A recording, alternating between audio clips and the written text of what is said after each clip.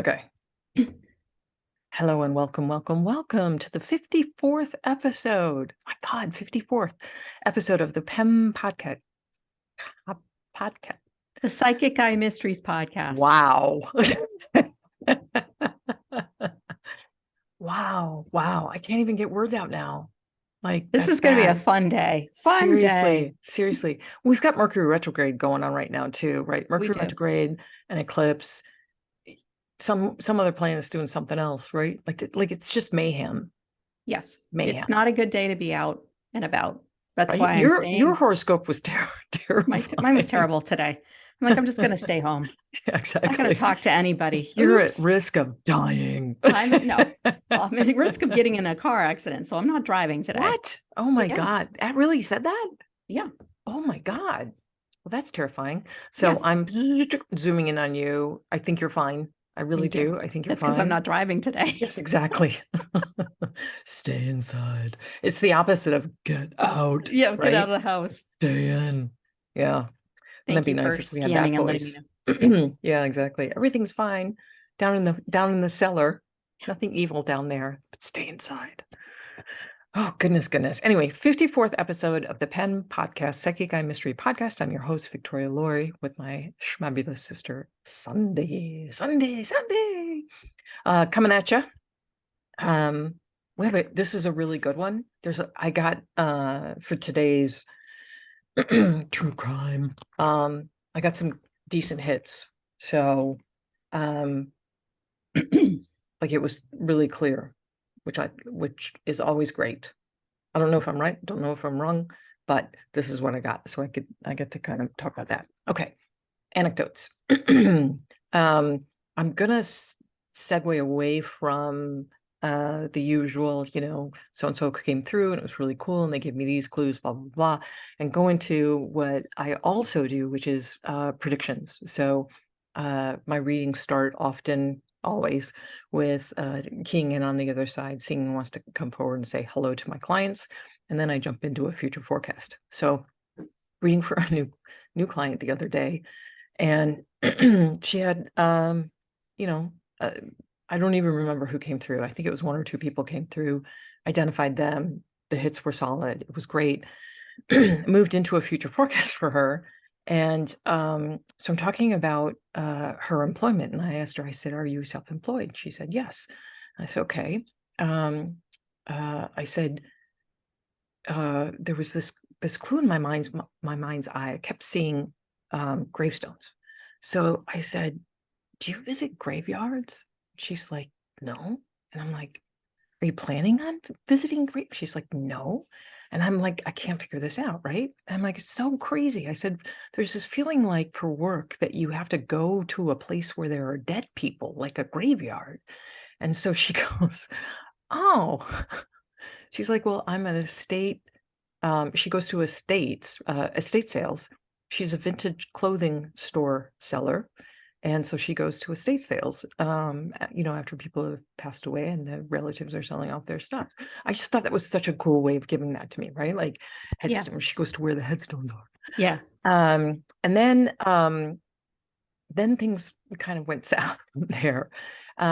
So sometimes, I'm trying to piece together these sort of discordant parts and make them sound coherent into some insight for my clients. And my hope is always that I'll say the thing and then they will recognize it, and it's say the thing, confirmation, say another thing, confirmation, right? So I start talking about her business, and I said to her, "Are you trying to take this to the next level?" And she's like, "I don't know what next level that would be." And I'm like, "It's so crazy." I said, "Because I keep seeing this male in an authoritative position who's giving you advice. And I feel like his advice is solid. It's super sound, and it has to do with your business." And she's giving me the, lowered brow, doesn't get it. She's like shaking her head. And it's so distracting that I have to like look away because I can't, right? Because there's this feeling inside of you where you're like, why isn't she saying yes and recognizing this? I swear to God, she should recognize this. This shouldn't be something that she should be confused about, right? So there's this level of like frustration where you're like, I know this is solid intel. I understand why she's not saying yes. So I go on, I move on to the next topic, but then that comes up again and I repeat it again and they're still like, she's not getting it. And I'm like, so finally, at the very end of the session, after most of her questions, after I turned it over to her and she's asked me, this, that, and the other, she says, so I have a dear friend of mine who's a doctor and he's thinking of, or excuse me, he's about to move to the Caribbean to open up a practice there and he wants me to come work for him. And I'm like, so the male authoritative figure giving you advice about your career? She's like, oh, like, yeah. Oh. So, but you had a really good point on that because it really frustrates me because I want them to get there. I want them to get there faster. You're I like want them, so patient with your yeah, I clients, know. really patient. Well, it just, I don't like to be wrong. What? I know what I'm right. And so when someone's resistant to what I'm saying, it's almost like someone telling me I'm wrong when I know I'm right. Yes, I do. Yeah. So you had mentioned, some people take me very literally. Yeah. Like I think they're so focused on what it is you're saying in the moment that they're not able to step back and sort of see the whole picture. Right. So Right. it's like, okay, she said this, she said this, she said this. Right. And they're piecing it together, but maybe not having time to digest it. Yeah. Well, readings are in their own right. They are kind of giant puzzles. And I rely on my clients as much as I rely on information from the other side of my own intuition to fill in the blanks. So I can kind of circle it and describe it, but someone else has to say, oh, okay, what you're describing is a banana, it's yellow, it's long, oh, a banana. So, so that can be frustrating. But she was a lovely woman, absolutely lovely woman. And I was vindicated in the end because the authoritative figure showed up in a great way. And what had been something that was going to be kind of a throwaway, like, he wants me to come work for him, like uproot my life. Like, how can I do that? And I'm like, no, you need to. This is awesome. You must do this. This is an adventure. Go have it. Wow. So anyway, that was kind of cool. But we were talking earlier as well about how some people don't want to sign up for a face-to-face, encounter with me. So given that, I've decided to start a Patreon page. For those of you who don't know what Patreon is, it's a subscriber platform. And you subscribe for either, a monthly subscription or a yearly subscription, whatever it is that you'd like. Usually the fees for those subscriptions are nominal. Mine is going to be $2.50 a month. And I've decided to do a Dear Victoria. So my favorite thing, I read the newspaper every single day, and my favorite thing is to read the advice columns. So like Dear Abby, Miss Manners, Carolyn Hacks, like I love to read those because you get to kind of like peer into people's lives and think about how you would respond to their request for an advice. It's kind of like, am I the asshole? Like people ask, AI TA, right? So, and oftentimes I'm like, that's great advice, or that was a little harsh. Sometimes it can be really mean. They can be really mean, You feel bad for the person that was writing in because they write in with, good intent. So since I'm in the advice giving business, I thought this might be fun. So if you have a topic that you would like a little bit of insight in, a specific topic, it needs to be specific. A specific question. Right. So instead of like, can you give me career advice? I'm not going to answer that. That's not going to happen. Right. But if you say I'm facing a promotion with a lot more responsibility, might tie up some of my free time.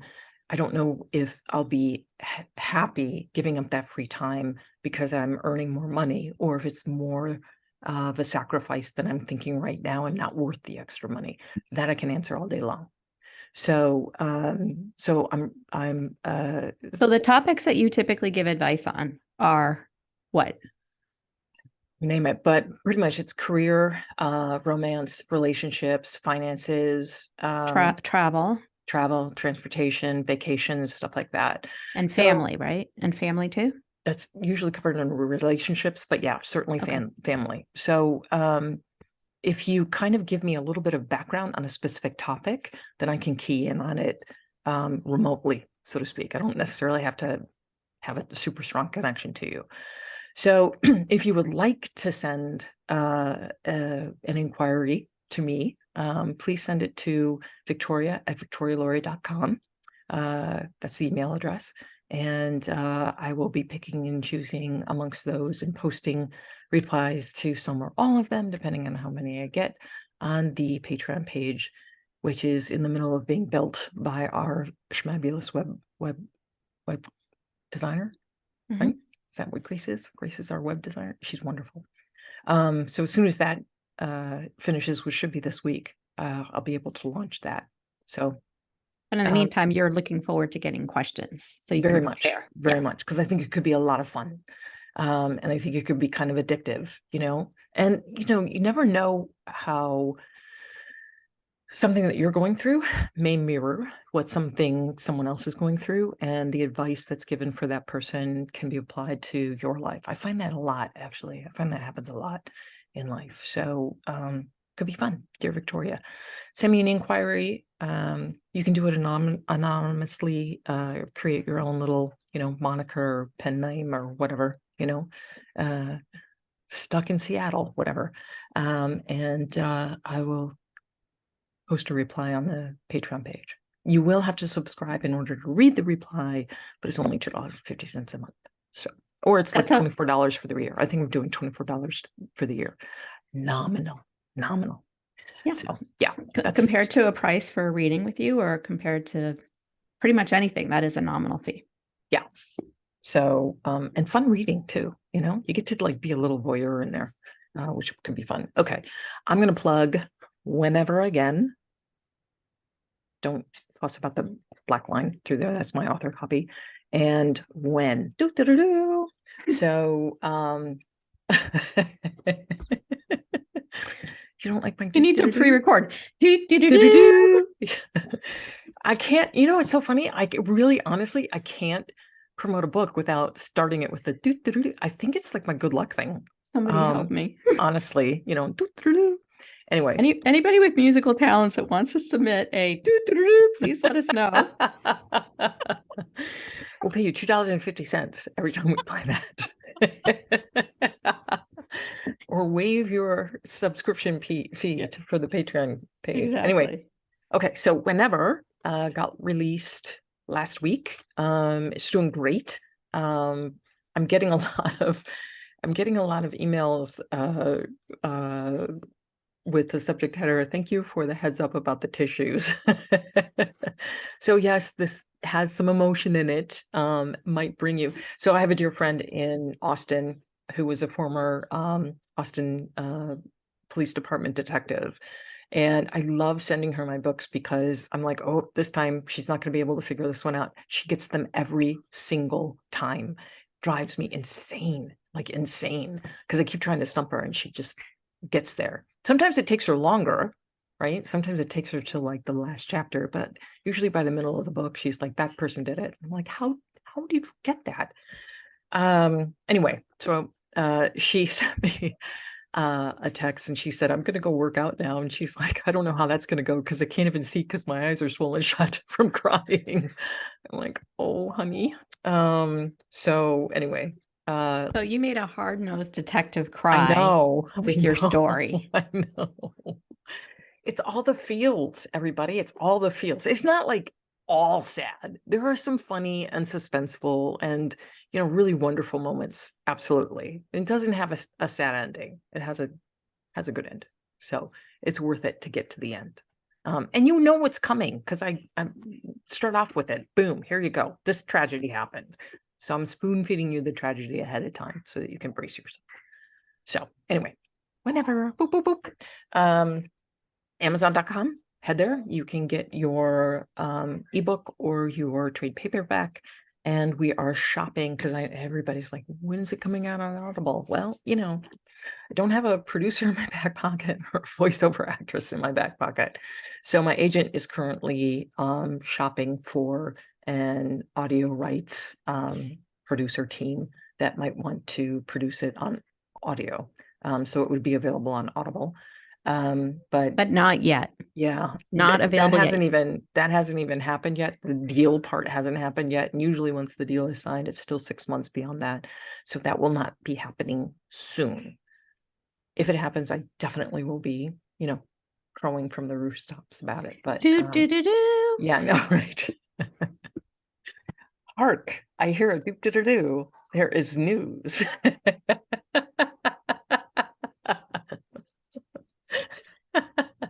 I would like to rewrite like Romeo and Juliet, right? And have Juliet just come to the terrace and go doop doo doo, and Romeo would be Shakespeare's rolling in his grave right now. I'm just saying. Anyway, so Whenever is actually it's a standalone story, but most people are reading When prior to or rereading When prior to. When is a YA novel. Whenever is a new adult college romance kind of novel. If you're beyond the age of 25, you'll still enjoy it. So yeah, but you can get both together. Amazon's doing this frequently bought together, and I'm like, yes. So go ahead and buy your copies of Whenever and When. And if you could do me a favor, and if you read it, and I don't care if you like it or not. Well, I do care. I do care that you like it. But even if you don't, it's fine to gripe on Amazon. I need some reviews. That really helps the algorithm. So a sentence to 20. I'm not going to limit you. But if you'd like to leave me a review, that would be phenomenal. Absolutely phenomenal. Now, a review is different from a rating. Rating is simple stars. A review is actually posting some comments about what you thought of the book. Yeah. And so far, from what I've seen, your reviews are very, very positive, in addition to the ratings, right. 5 stars. Yeah. But, well worth the wait. Masterful, loved it. That's my favorite, masterful. Yeah. I've never been called masterful about anything before. Well, maybe, masterful at falling down, masterful at being clumsy, masterful at dropping something on my foot, like that. I'm used to being masterful on, but like the story I chest puffed on that one. That was awesome. Thank you. This is my favorite book by Victoria Laurie. I did not write that. No relatives have chimed in. None. No one related to me has been willing to help me out. Okay, let's just dial that back for a second, because that was Sandy, can you please let me just be clear? No, right for now, the reviews. For the reviews. I get it. Reviews. You absolutely have helped me out. Right now, I'm reading your next Kat Gilly book, Coaching Fire. Okay. Yeah. And I'm irritated that I am not right now continuing to be able to read it because we're doing this damn podcast. Oh, that's music to my ears. I love that. Thank you. So you like it? Well, Sandy, I don't know. You haven't given me any feedback. Because I'm reading it a minute and a half, and I haven't gotten any feedback yet. Minute and a half. Yes, I am in the middle and enjoying it very much, and turning those pages as fast as I can. You're awesome. Sandy does all of my proofreading, and she has don't blame me for misspelled words. That's not me. I'm telling you, she's amazing at you said this on this page, but this over here on that page. Nope. Doesn't seem. You're going to kill me because I found something that was inconsistent and I went back to book 1. Oh, shit.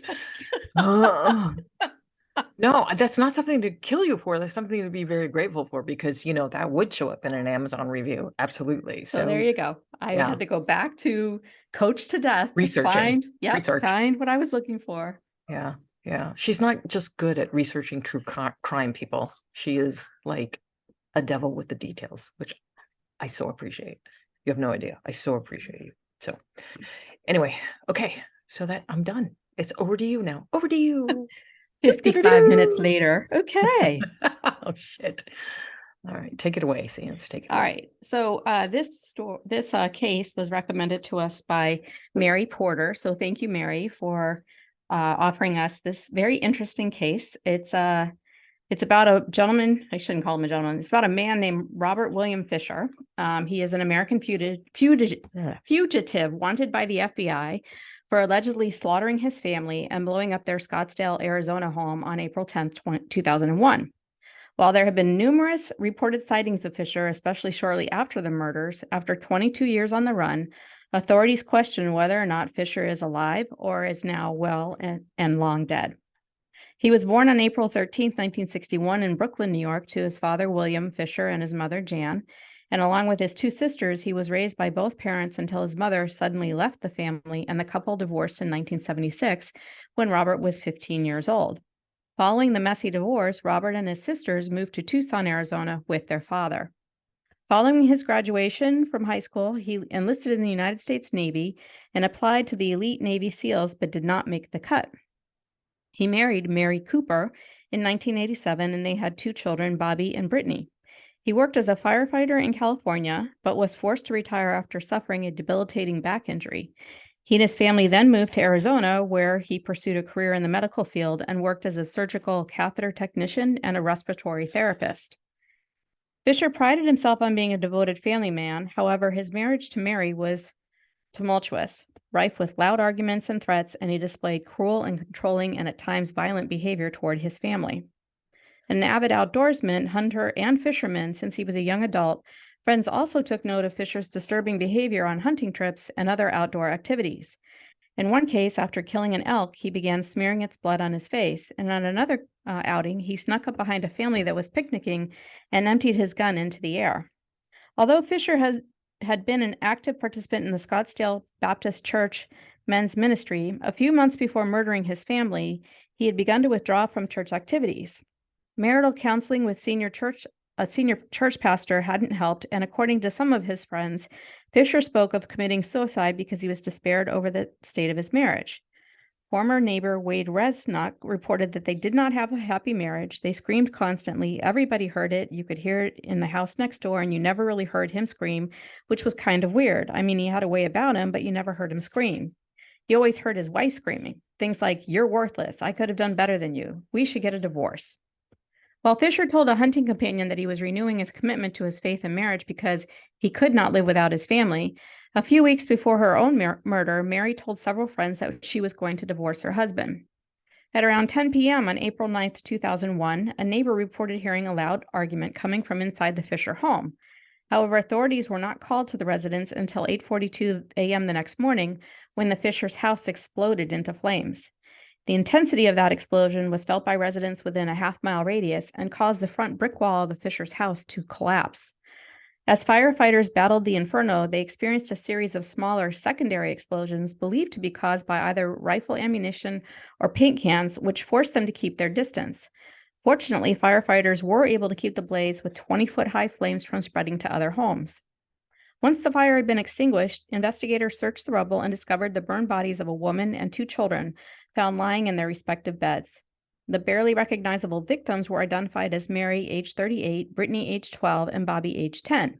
An autopsy determined that Mary Fisher had died from a gunshot wound to the back of her head, and both Brittany and Bobby had had their throats slashed from ear to ear. Police theorized that Fisher killed his family sometime between 9:30 and 10:15 p.m. on April 9th, and then drove Mary's Toyota 4Runner to a local bank where he was caught on an ATM security camera at 10:43 p.m., withdrawing $280. Police believe the motive behind the murders was because Fisher was threatened by Mary's intent to divorce him, and he did not want Brittany and Bobby to go through what he did as a child when his parents divorced. Arson investigators determined that Fisher spread an accelerant throughout the house and then disconnected the furnace gas line from the back of the Fisher's house, causing it to fill with gas, which was ignited by a candle that Fisher had lit. The slow-burning candle allowed for the gas from the gas line to accumulate and then descend into the flame hours after it had been lit. Authorities figured Fisher attempted to accomplish three things from the house explosion. One, to conceal evidence of his crimes. Two, to cause the police to think that he had perished in the fire along with his family. And three, to provide Fisher up to a 10-hour head start to evade authorities. On April 14, 2001, Robert William Fisher was named as an official and to date the only person of interest in the case. Arizona Department of Public Safety officers were instructed in a statewide bulletin to arrest him. 6 days later, on April 20th, the last physical evidence of Fisher's whereabouts surfaced when police found Mary's Toyota 4Runner parked in a lot in Tonto National Forest near Young, Arizona, about 100 miles north of Scottsdale. Hiding under the vehicle in an agitated state was the family dog, Blue, a Labrador retriever. Inside the truck, investigators found an Oakland Raiders hat identical to the one that Fisher was seen wearing on the ATM footage captured on the night of the murders. Although police searched the immediate area around the Fisher's vehicle, including one of a dozen caves nearby, there was no sign of Fisher. Several professional cavers have suggested that Fisher used the caves, which form a complex underground network extending for miles beneath the surface, as a secure hiding place before either escaping to another location, committing suicide, or dying in one of the caves due to lack of oxygen. In the years since the murders, cavers have explored the area searching for Fisher, but they have never turned up any evidence about his location. Mary's Toyota was discovered less than a mile from the Fort Apache Indian Reservation, and although a set of footprints led to and onto the reservation, police never searched the sacred territory. More than 100 officers conducted a manhunt of the mountainous terrain. However, the search was called off after a few days when their efforts proved fruitless. Days after the police released the news about the Fisher manhunt, a couple came forward to report that they had seen a man resembling Fisher walking along the nearby Young Road several days before the discovery of Mary's car. Authorities then heard from Laurie Greenback, an acquaintance of the Fisher family, who reported that shortly before April 10th, Laurie's husband and Fisher had gone camping in the area where Mary's truck had been found, an area that Fisher was very familiar with. And in retrospect, Laurie's husband said he believed Fisher was scouting the area. Investigators also discovered that the night before the murders, Fisher's family attended a hunting safety class while he was shopping for camping-related supplies at nearby stores. On July 19, 2001, an Arizona state arrest warrant was issued charging Fisher with 3 counts of first-degree murder and 1 count of arson. Shortly thereafter, he was declared a fugitive, and a federal arrest warrant was issued by the U.S. District Court for the District of Arizona, charging him with unlawful flight to avoid prosecution. A little over a year following the murders, on June 29, 2002, the FBI named Fisher as the 475th fugitive to be placed on its 10 most wanted list, with a reward of up to $100,000 for information leading to his capture. By April 2003, 2 years after the deaths of Mary, Brittany, and Bobby, the FBI had received hundreds of leads. Unfortunately, all reported sightings of Fisher have been either inconclusive or false. On November 3, 2021, Fisher was removed from the FBI 10 Most Wanted list. Because of the extensive publicity the Fisher case received during its nearly 20 years on the list has not resulted in a successful location and/or capture, the case no longer fulfills that requirement, the FBI has said. Despite being removed from the top 10 list, Fisher remains a wanted fugitive. There are several theories about what became of Robert William Fisher. 1, he committed suicide. Given the length of time since his disappearance without any trace, the limited amount of money he had with him at the time he vanished, and that he had talked about ending his life, many believe that Fisher either died by his own hand or perished somewhere in the wilderness near where Mary's car was discovered. 2, with ties to Florida and New Mexico, some believe he assumed a new identity and started a whole new life. Fisher may have hitchhiked out of the area before Mary's car was discovered and either relocated to a small town where he earned a living as a handyman earning cash, or moved to a big city and blended in. 3, he crossed the U.S. border into Latin America, which police considered a possibility, as pre-9/11 border security was much more lax, and in 2009, a hostile encounter in Guatemala between tourists and a man said to resemble Fisher was reported. 4, he died after years as a fugitive without his remains being identified.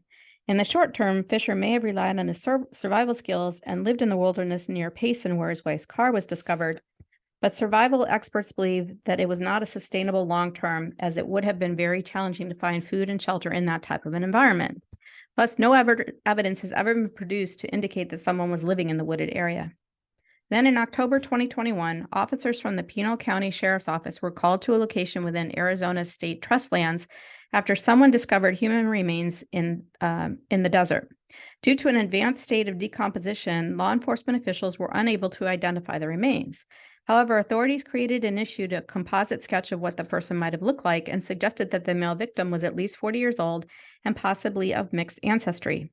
Police estimated the victim was killed sometime within the last 6 months to 3 years. Shortly after publicly asking for help in identifying this unknown male, popular opinion suggested that the remains belonged to Robert William Fisher. However, the Pinal County Sheriff's Office indicated that it's unlikely the remains are Fisher's, as Fisher is 100% Caucasian, and the anthropologic forensic check determined that the remains belong to someone with multiple ethnicities. At the time of his disappearance, Fisher stood about 6 feet tall, weighed 190 pounds, and wore his hair cut short and cropped to his head. If he is alive today, the now 62-year-old would bear little resemblance to the Robert Fisher of 2001.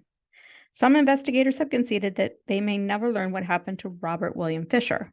Perhaps Victoria knows. So sources for this article include Wikipedia, Robert William Fisher, Newsweek, do you recognize this man? Police ask public to check photo to help identify human remains by Jenny Fink, 12/15/21. Phoenix New Times, not so cold case, 15 years after the murders. FBI receives new tips on the most wanted fugitive, Robert Fisher, by Shanna Hogan, July 22nd, 2016.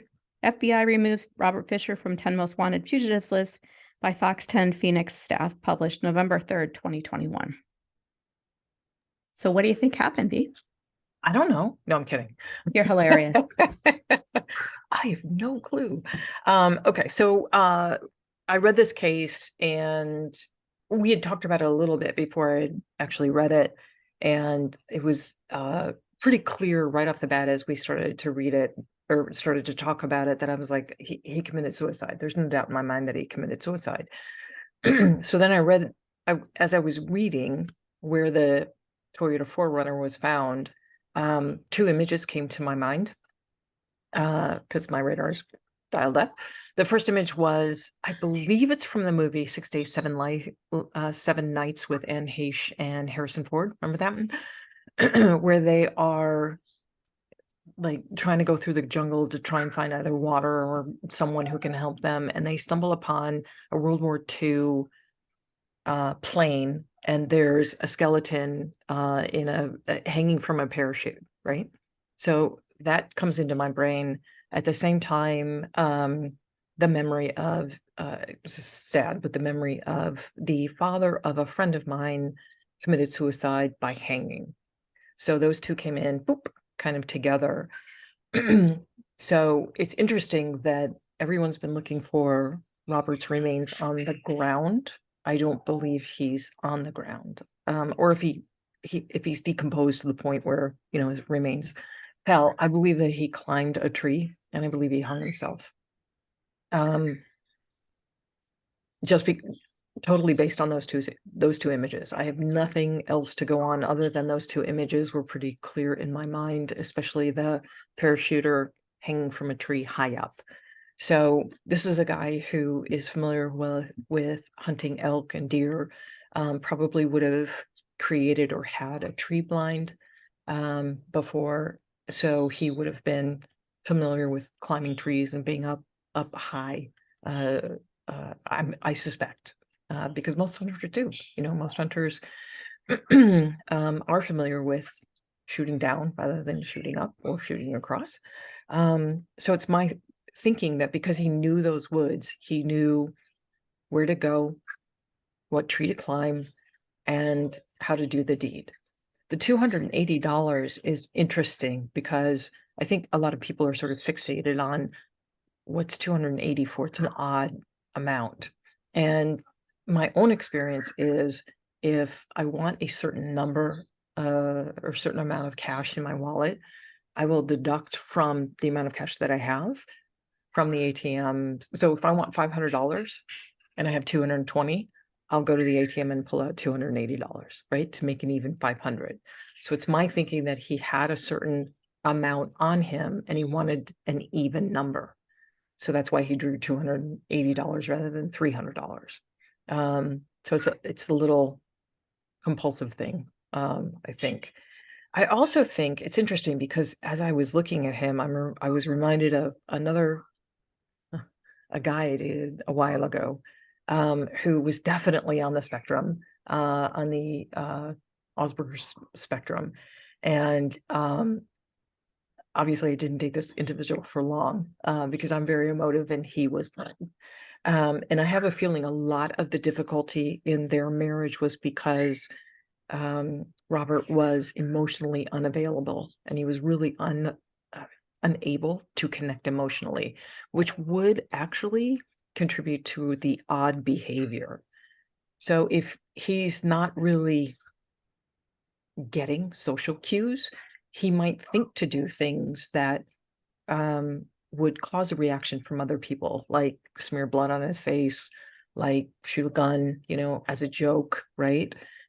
Just really unaware of social nuances. That's my feeling for him, that he was removed in an odd sort of way.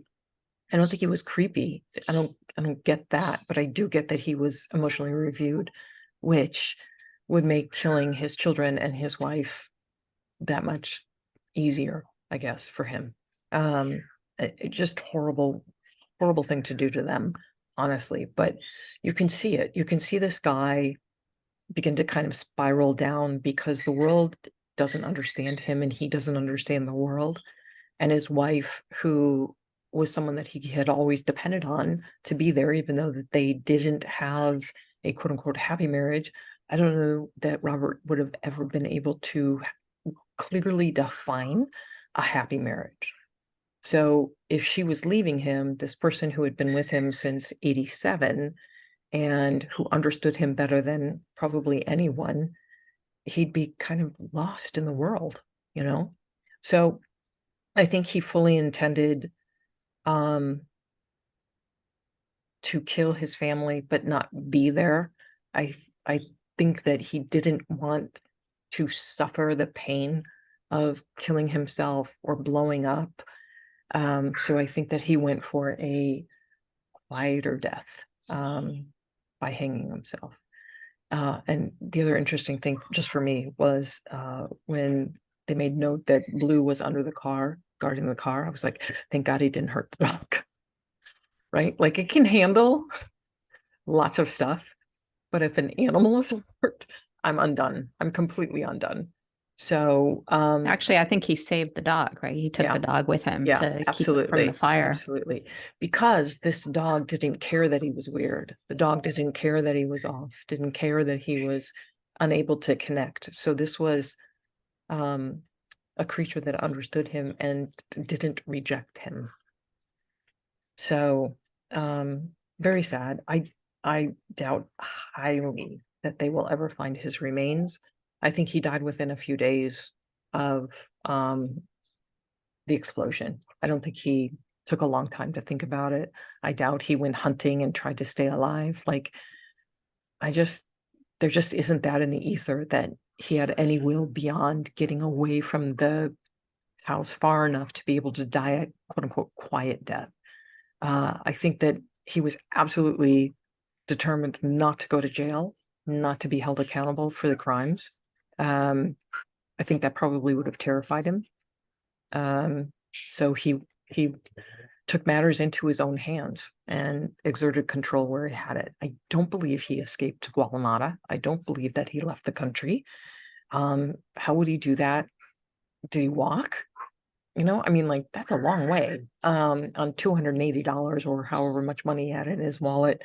None of that really makes sense. And there was a statewide manhunt for him, and people were on the lookout. And he was a pretty easily distinguished person. He wasn't unattractive. He was fairly attractive.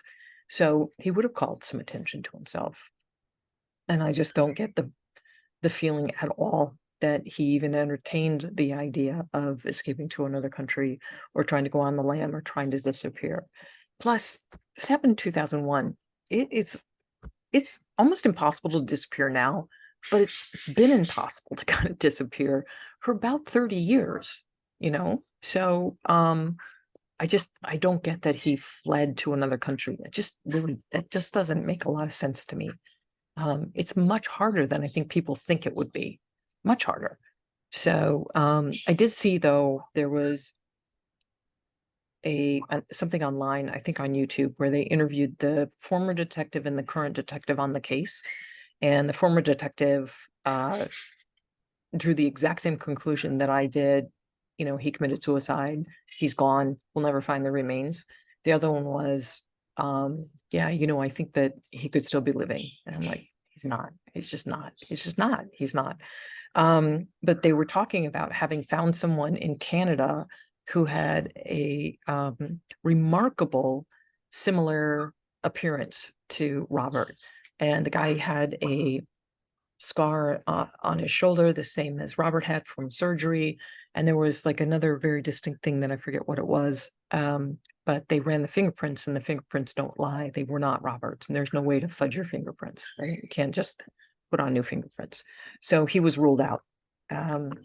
But it's interesting how this case 20 years later is still kind of pretty active and drawing a lot of attention and a lot of curiosity. For me, he's gone, done, bye-bye. So, and it was shortly after he murdered his family, which is really sad. We would have loved to have seen him come to justice for that. But there's also something, I think, honestly, there's also really something tragic about this guy, because I just don't feel he ever fit in. And the only way he was able to fit in was to circle himself with a family, a loving family. So when she was threatening to go and leave him without that buffer, so she and the kids were a buffer to the rest of the world, I don't think he could face it. So there is this kind of, like, I'm not sympathetic with him. I mean, he murdered his family, but I can kind of understand. Well, from his perspective, that was a logical thing to do. Right. Right. How he was seeing the world as forever changed the moment she decided to leave him. Mhm. And there's no doubt in my mind that she was like, she announced it to him that night, like, we're done. I'm filing in the morning or whatever. And he was like, okay, this is real now. So that's it. That's all she wrote. So very sad. What do you think, Sans? What do you think happened? Did you get a feeling? No, I don't ever get a feeling.